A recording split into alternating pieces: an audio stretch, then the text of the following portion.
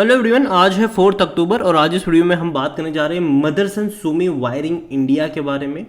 देखिए 63 रुपीज़ का शेयर है। आज अगर देखा जाए तो काफ़ी बड़ा डिक्लाइन देखने को मिला ज़रूर था, लेकिन जैसे ही मार्केट क्लोज हुआ थोड़ी सी रिकवरी दिखाई, लेकिन फिर भी 1.5% की गिरावट यहाँ पर देखने को मिल रही है। पिछले एक महीने में 4% का डिक्लाइन हम यहाँ पर देख चुके हैं।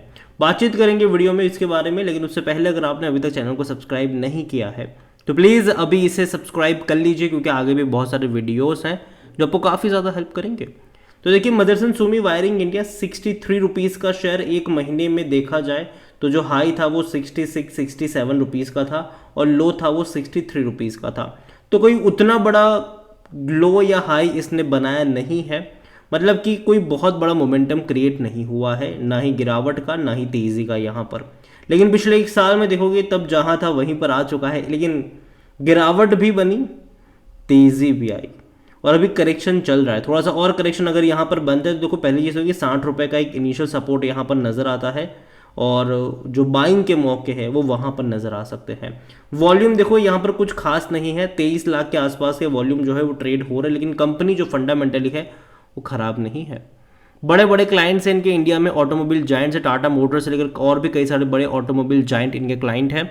और देखो गाड़ी भले ही चाहे पेट्रोल से चले, डीजल से चले, ईवी से चले या गैस से चले, इन कंपनियों का सामान बिकते ही रहने वाला है। ठीक है, गाड़ी को चलाने में जो वायर वगैरह इस्तेमाल होती है, चाहे वो 4 व्हील्स हो या 2 व्हील्स हो, ये इस कंपनी की महारत है वहाँ पर। और जहाँ तक बात करी जाए इस कंपनी को लेकर, तो हालांकि मोतीलाल ओसवाल की बाइंग की रिकमेंडेशन थी, यहाँ पर 70 रुपये का टारगेट था, लेकिन ये जो रिकमेंडेशन थी वो अगस्त महीने की थी। उसके बाद कोई किसी बड़े एडवाइज़र ने या फिर फंड हाउस ने कह लो या फिर ब्रोकरेज हाउस ने कह लो, कोई कमेंट्री यहाँ पर दी नहीं है। जहाँ तक बात करें इनके नंबर्स के तो वो ख़राब नहीं है, अच्छे नंबर्स हैं, शानदार नंबर्स है यहाँ पर। इवन अगर हम क्वार्टरली परफॉर्मेंस भी देखेंगे तो धीरे धीरे नंबर्स 1800 करोड़ के आसपास है, लेकिन हालांकि ग्रोथ नहीं आई है। लेकिन उम्मीद करते हैं कि धीरे धीरे जब सेलिंग आएगी तो ग्रोथ भी आएगी। और जहाँ तक मुझे लगता है कि सितंबर क्वार्टर भले ही चाहे उतना अच्छा ना रहे, लेकिन फिर भी मैं एक्सपेक्ट कर रहा हूँ कि दिसंबर और मार्च क्वार्टर के नंबर अच्छे होंगे, क्योंकि जो सेलिंग्स है वो बढ़ जाती है गाड़ियों की उस दौरान।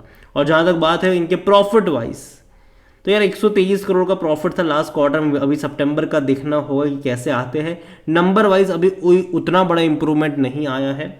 और जहाँ तक बात करें डिविडेंड की, तो यार देखो पे तो करता है ये, ठीक है, डिविडेंड पे कर रहा है। इस साल 65 पैसे का पे किया था, पिछले साल 85 पैसे का पे किया था।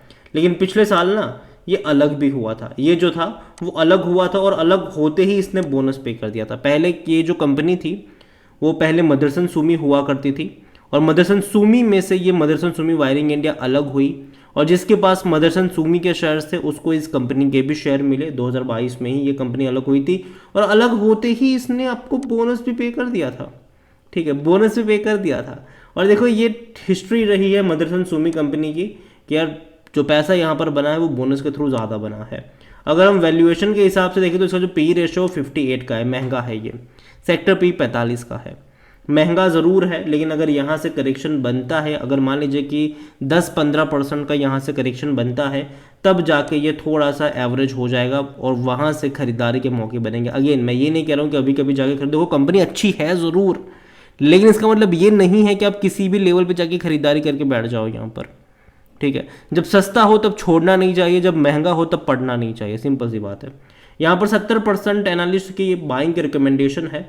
जहाँ तक बात करें हम शेयर होल्डिंग की, तो प्रमोटर के पास 61.73% की होल्डिंग है और एक भी शेयर गिरवी नहीं है प्रमोटर का। 14.25% है म्यूचुअल फंड के पास, 3.73% है डोमेस्टिक के पास, एफआईएल्स भी 10.93% की होल्डिंग लेकर बैठे हैं। रिटेल और अदर की मिलाकर बनती है 9.35%, जिनमें से रिटेल इन्वेस्टर 6.23% की होल्डिंग लेकर बैठे हुए हैं। देखिए ये वो कंपनी है जहां पर जो पैसा बनता है वो डिविडेंड से ज़्यादा बोनसेस के थ्रू बनता है। जब भी बोनसेस की बात आती है हमारे दिमाग में विप्रो आता है, इन्फोसिस आता है, लेकिन मदरसन सुमी जो कि अभी संवर्धना मदरसन इंटरनेशनल हो चुका है, जिससे ये कंपनी अलग हुई है, उसका भी जो प्रीवियस ट्रैक रिकॉर्ड है वो डिविडेंड का बोनस का ज़्यादा है। और मैं यही चीज़ इससे भी एक्सपेक्ट कर रहा हूँ। ये जो 63 रुपीज़ का शेयर है, यहाँ से गिरावट एक्सपेक्टेड है। हो सकता है कि आपको ये 55 रुपये के आसपास मिले, लेकिन जो खरीदारी के मौके वो वहीं पर नज़र भी आएंगे। ठीक है, वापस पहिया घूमेगा 65-70 पे जाएगा, वापस नीचे आएगा, वापस जाएगा ऊपर। लेकिन जब भी ये 80-90 की रेंज में जाएगा, समझ लो कि भैया प्रमोटर जो है वो बैठे हैं, तैयार है यहाँ पर बोनस बांटने के लिए। और जब भी वहाँ पे जाएगा एक बोनस अनाउंस होगा, शेयर प्राइस एडजस्ट होगा, वापस यहीं पे आ जाएगा। तो यहाँ पर जो प्राइस है शेयर का वो शायद हो सकता है कि बहुत बड़ा मूव ना करे, लेकिन नंबर ऑफ शेयर्स की जो क्वांटिटी है वो धीरे धीरे बढ़ती रहेगी, क्योंकि बोनसेस उस तरीके से अनाउंस होते नज़र आ जाएंगे बीच बीच में। तो यार देखो, कंपनी ख़राब नहीं है, ऑटोमोबाइल सेक्टर की एक बड़ी कंपनी है ये, और मैं मानता हूँ कि लॉन्ग टर्म का भी जो इसका फ्यूचर है वो बेहतर है। लेकिन अभी अगर मैं वैल्यूएशन के हिसाब से देखूँ तो 63 रुपीज़ देखने में सस्ता लगता है, लेकिन थोड़ा सा वैल्यूएशन के हिसाब से ये महंगा है। पी रेशो भी इसका थोड़ा सा ज़्यादा है। और अभी देखो बाज़ार जो है ना वो थोड़ा सा हिसाब बराबर करने के मूड में है, और थोड़ा बहुत करेक्शन अभी देखने को मिल भी रहा है। और ऐसे में अगर मदरसन सुमी का शेयर आपको 60 रुपये के नीचे जाने के चांसेस ज़्यादा है, तो वहाँ पर अगर जाता है 60 रुपये से नीचे जाता है तो बाय ऑन डिप्स की शुरुआत वहाँ से होगी। मतलब कि अगर आपको 100 शेयर खरीदने हैं तो 60 रुपये के नीचे जाए, 25 शेयर खरीदो, फिर बैठो आराम से इंतज़ार करो, 10-15% का डिक्लाइन आता है वहाँ से, और 25 क्वांटिटी ऐड करो, फिर बैठो आराम से, अगर 10-15% का डिक्लाइन आता है और क्वांटिटी ऐड करो। और लॉन्ग टर्म का आपका नज़रिया यहाँ पर होना चाहिए। लॉन्ग टर्म में डेफिनेटली इसमें पोटेंशियल ज़रूर है। देखो गाड़ियाँ भैया बिकने ही वाली है, ऐसा नहीं है कि नहीं बिकने वाली है। और इनके जो क्लाइंट्स हैं वो धीरे धीरे बड़े बड़े क्लाइंट्स बनते भी जाएंगे, ऑलरेडी अभी है, आगे भी बनते जाएंगे। तो कोई उतनी बड़ी दिक्कत या फिर मेजर दिक्कत वाली चीज़ अभी मैं यहाँ पर देख नहीं रहा हूँ। तो मैं यही कहूँगा आपसे कि अगर है पोर्टफोलियो में तो रखे रहिए। अगर आपका नज़रिया लॉन्ग टर्म का है तो, शॉर्ट टर्म का है तो प्रॉफिट टेकिंग के मौके बनेंगे।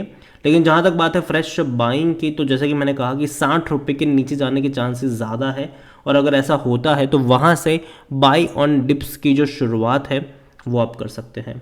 तो नज़र रखिए इस कंपनी के ऊपर। और अगर आप चाहते हैं कि मैं जो इसकी पेरेंट कंपनी संवर्धना मदरसन इंटरनेशनल के ऊपर भी एक डिटेल वीडियो बनाऊं, तो कमेंट में इसका भी नाम लिखिएगा। आज काफ़ी बड़ी गिरावट यहाँ पर आई है, 100 रुपये से गिरकर ये नीचे आया है।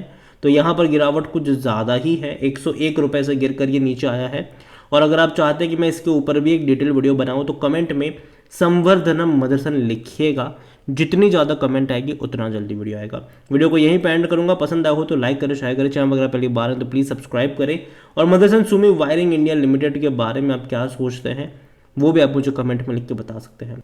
इसके अलावा ऑटोमोबाइल सेक्टर की कौन सी कंपनी आपके पोर्टफोलियो में है, या फिर अगर आप चाहते हैं कि मैं उसके ऊपर भी बात करूं तो कमेंट में उसका भी नाम लिखिएगा। जितनी ज़्यादा कमेंट आएगी उतना जल्दी उसका भी वीडियो आ जाएगा। तो नज़र रखिए। देखो मानता हूं कि आने वाला टाइम बाजार के लिए थोड़ा सा अप्स एंड डाउन्स वाला ज़रूर है, लेकिन प्रीवियस ट्रैक रिकॉर्ड रहा ज़रूर है बाजार का कि अक्टूबर महीने में और नवंबर महीने में बाजार ने पैसा बना कर दिया है, ज़रूर है। तो नज़र रखिए, जो अभी जो गिरावट आ रही है वो टेम्पररी है। लॉन्ग टर्म का आउटलुक अभी भी यहाँ पर पॉजिटिव लगता है। वीडियो को यहीं पे एंड करूँगा। Thank you.